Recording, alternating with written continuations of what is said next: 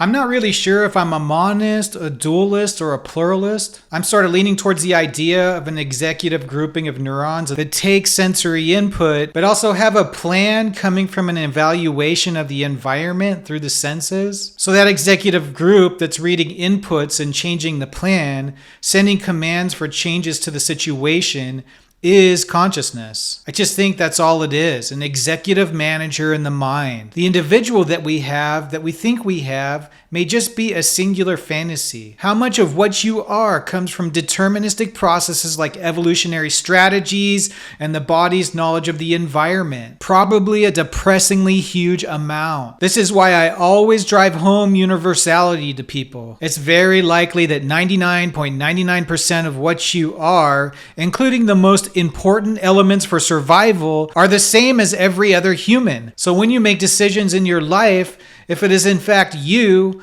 just understand what you are doing, and how you are acting toward other people is how you are acting toward yourself out there. The difference of appearance and tendencies is next to nothing for the most part.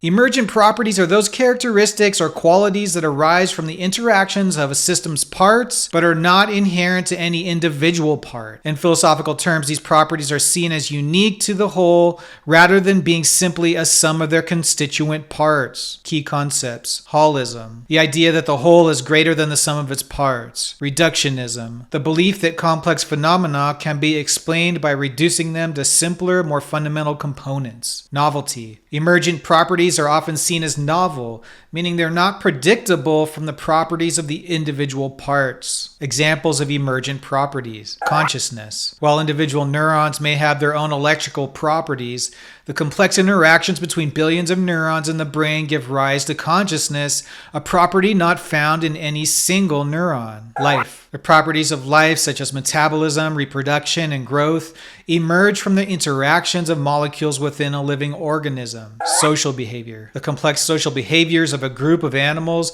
such as cooperation or conflict, arise from the interactions between individual animals. Reductionism versus holism. Philosophers debate whether complex phenomena can truly be explained by reducing them to their fundamental components, reductionism, or whether there are emergent properties that cannot be explained in this way, holism. Strong versus weak emergence. Some philosophers argue for a strong emergence, where emergent properties are fundamentally new and cannot be explained in terms of the properties of the parts. Others argue for a weak emergence, where emergent properties are still novel but can be explained in principle from the properties of their parts. Emergent properties have significant implications for various philosophical fields, including philosophy of mind, philosophy of science, and metaphysics. They challenge the idea of a purely mechanistic universe and suggest that there may be levels of reality that cannot be fully understood by simply examining the individual components of a system. I sometimes think of consciousness emerging out of a